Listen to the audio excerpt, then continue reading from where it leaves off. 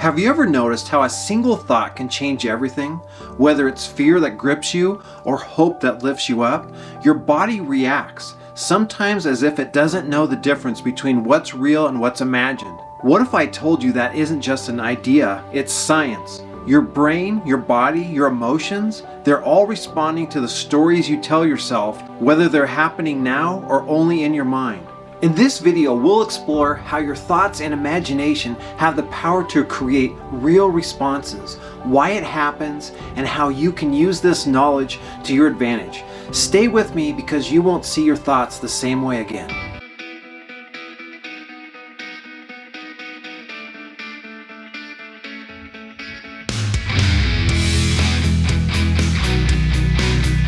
Think about it. You are watching a movie, different types. Let's say it's a horror movie, and your heart races, your palms start getting sweaty, you start getting excited. What's going to happen here?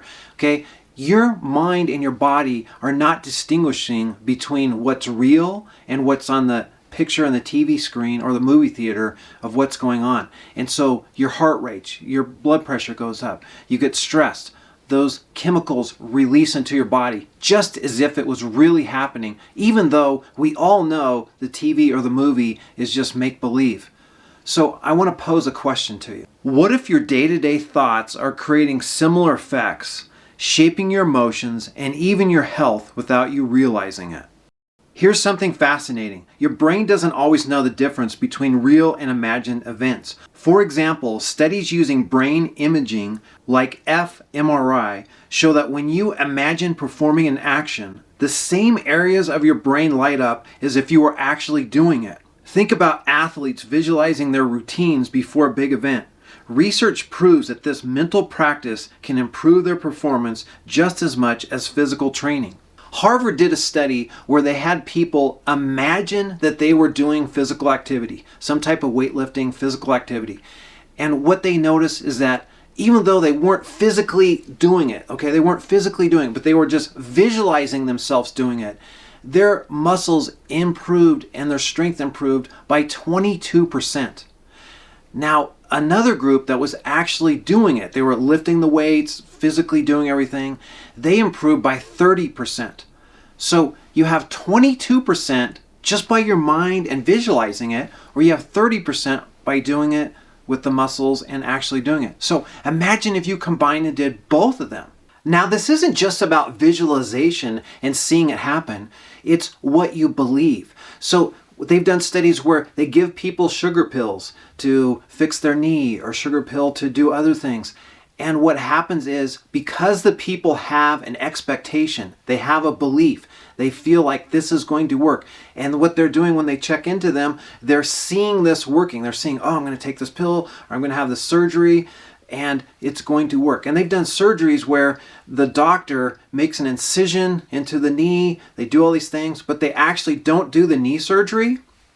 And the person, because they felt and experienced that they really had it, they went to the hospital, they went to the procedure, they were knocked out, all that kind of stuff, and they really feel like, oh, I got the knee surgery, then they do so much better, even though they didn't even have it. So it's showing you that the placebo effect really does work, because when you expect something to work, you expect something to happen, then you start just kind of naturally going down that path, right? If you don't expect it to work, you're not going to go down there. So the sugar pills, the placebo effect, it really does help. You're able to do more, you feel better, it's just overall positive. Now, there's another one that you might not be as familiar with, and that's the nocebo, okay? And it's the nocebo effect, and that is negative expectations. So it's the opposite of the placebo effect is the nocebo effect. And here, you feel you're going to do worse for whatever reason. You have visualized a future with a worse outcome. So you think the economy is getting worse. You're going to lose your job. Your spouse is going to be worse to you. I mean, who knows what? But you dream up scenarios of things being worse. And then what happens? Your body and mind feel that. You start feeling worse. You start doing worse. And yeah, you end up being worse, okay? So things can work in your favor or against your favor, and it all depends on what do you expect to happen. What do you expect? What do you visualize? What do you see? Are you an athlete who you visualize yourself making the free throw in the basketball game? Or are you a football player that visualizes yourself choking the field goal? It's more likely, whatever you're visualizing is more likely to happen. You are unknowingly running scripts all day long, and they're either working for you or against you. And let's talk about emotions. Have you ever replayed an embarrassing or painful memory and felt a physical reaction, like your stomach dropping or your chest tightening? That's your brain's incredible power to turn thoughts into feelings. It works the same way with worry. When you imagine worst-case scenarios, your brain sends signals to release stress hormones like cortisol and adrenaline as if you're facing a real-life threat. Over time, this stress response can affect your sleep, your relationships, and even your health. The good news is that the same mechanism that works against you can also work for you and with you if you know how to use it. So instead of dreaming up and imagining things that are working against you and not in your favor, what you do is you imagine what you want. So you could close your eyes. You could see scenes of calm. You could remember times, even now or in the past, when you felt loved, when you were successful, when you saw things working in your favor, things going in the direction you wanted. Anything you want to do, you can bring that in. And for me, one thing I do occasionally is I watch a Tony Robbins video, and I'll put the link here and I'll put it right here too. The picture of it is, it's a thing where he calls priming. And you can pull in memories, you can close your eyes. The start of it's kind of a breathing thing. I'm not necessarily so much into that.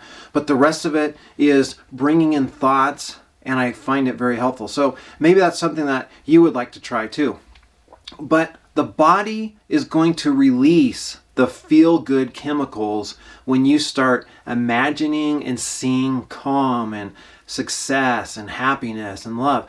It's going to do that. It's going to release serotonin and endorphins. And it all happens because of the pictures you're seeing in your mind, the story you're feeling and experiencing, and that sets off this whole chemical reaction. And too many of us, what we're doing is we're having stories that we don't want, feelings that we don't want, pictures that we don't want, but when you put those in your mind, you substantially increase the likelihood of it happening and you experiencing that. So the question becomes, what kind of stories are you playing on repeat? What stories are you playing over and over? Let's look at some practical ways you can apply this in your life. First is a visualization exercise. Close your eyes for a moment and imagine something you want to achieve. Picture it in vivid detail. What does it look like? How do you feel? What are you doing? When you visualize success, you're training your brain to recognize that reality as possible. It's like creating a mental blueprint for your goals. Second, gratitude practice. Each day, write down 3 things you're grateful for. Gratitude shifts your focus from what's wrong to what's right, and over time, this rewires your brain to look for the positives in life. 3, reframe negative thoughts. The next time you catch yourself worrying or imagining the worst case scenario, pause and ask, what else could be true? For example, instead of thinking, I'm going to fail at this presentation, consider saying, I'm prepared and I'm going to do my best. This small shift can have a huge impact on your mood and confidence. These mental exercises are just that. They're exercises, they're tools you can use to help you shift your state. Whatever your feeling is, whatever your thoughts are, you can shift your state to something higher, to something better, something that serves you and works in your favor. Because remember, the stories you tell yourself shape your reality every single day. If you're telling yourself that you have the story of being a victim, you have the story of bad luck, you have the story of whatever it might be, you're more likely to have that happen. So really be careful and mindful and aware of what stories am I telling myself? Are those stories I actually want to play out and live out? Or do I want to shift my story to something that's more empowering, something that's more positive, something that's taking me down a path I want to go? Let's talk about the downside and the pitfalls of negative imagination. If you let negative thoughts spiral unchecked, your body will respond as if those fears are happening. Chronic stress, self-doubt, even physical health issues can stem from living in imagined negativity.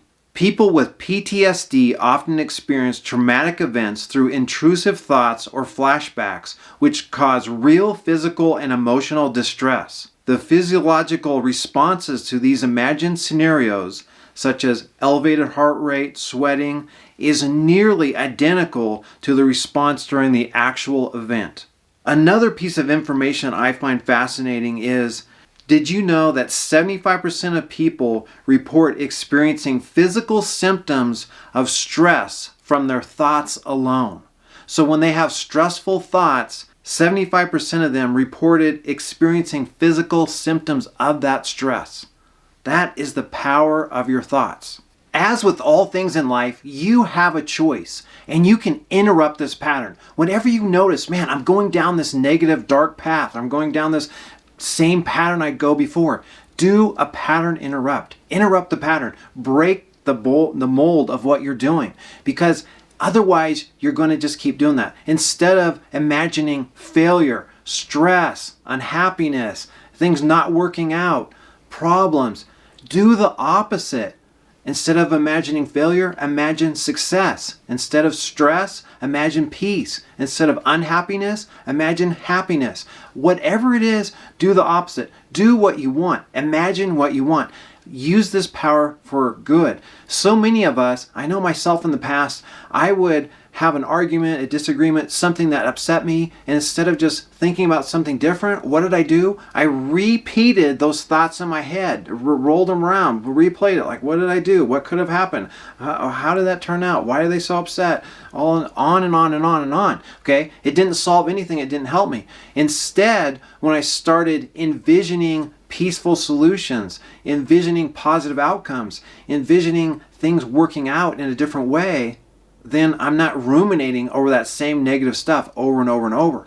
Because the most critical thing is you control the meaning. You control the meaning. When something happens, you can decide, is this enough? I've had it. I'm going to change and go a different course of direction. Or you can have that meaning be, oh, here I am. I'm a loser. Another mistake I'm making. Oh, I just can't change anything. Okay? You decide the meaning. Anything in your life that happens, you decide the meaning.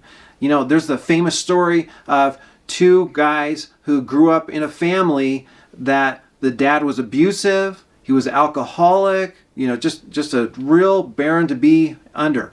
And one of the brothers ended up in jail and in prison, spent many years there. And when they asked him, why did you end up in prison? And he said, well, with a dad like that, you know, was abusive and alcoholic and crazy and everything like that, what else could I do? So the meaning he gave it was, I was born in this dysfunctional family with a crazy dad, and that's why I ended up in jail and prison. The other brother, when they interviewed him, he was like the head of some company, very successful, and the meaning he gave it was, yeah, I had an abusive dad. Yeah, I had a dad that was alcoholic. All that is true, okay? And the meaning he gave it was, and I never want to be like that. I learned what not to do. I learned I want to go a totally different direction, okay? So it all boils down to the meaning you give it.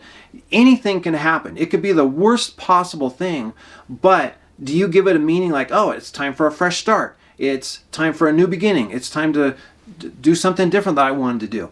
You know, when it was, I think Thomas Edison had a fire in one of his factory, in one of his invention places where he was making things in, and he said, everyone was like sad, oh, I can't believe all this stuff is in there, and he was like, well, I guess I needed a different factory, a different place to build my stuff and invent things. So there's always a positive angle if you can look at it and see that, and it comes back to the meaning you give it.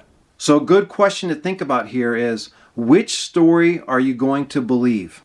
Something that's positive and supportive, or something that's negative and going to be detrimental to you? So which story are you going to believe? We went over a lot of things here, and I hope that you found it helpful. If you did, and there's something you want to change in your life, you want to go in a different direction, you don't have to put the negative or anything. Just put in the comments like, what direction are you going to go? What direction do you want to do? Something new, something exciting. Maybe it's a new hobby you want to do. Maybe it's a new skill you want to develop. Something positive that you're moving towards. Now remember, like I just said, you are telling yourself a story and you're playing a role. And you're imagining that. And we're all characters in this big play called life. So whatever role you're seeing yourself in, whatever story you're visualizing yourself in, whether it's like the hero, the victim, the guide, the loser, the underdog, the champion, whatever it is, you're playing that out and you're visualizing that and you're seeing that. And then you're replaying that day after day after day. And then that becomes your identity. So if it's something you want to change, know that it is possible. You can do it. No matter who you are, where you're at, you can do it. But you need to make a decision and a choice that, wow, I do have the power. I have so much power. I can shape my reality into amazing ways where I don't have to be a victim and I don't have to just keep doing what I keep doing. Because if there's like a trajectory, right? And if you don't change the trajectory, it's going to just stay on that. But if you change it, it's going to go a different way. If you're going this way, you want to change, you can go this way. Or you can go this way, But you have to make a conscious choice to change it. Otherwise, that narrative just keeps playing that way. I hope you enjoyed this video. I look forward to seeing you in the next video. And I will put the links to Tony Robbins' video in the description if that's something you want to check out. See you next time. All the best to you.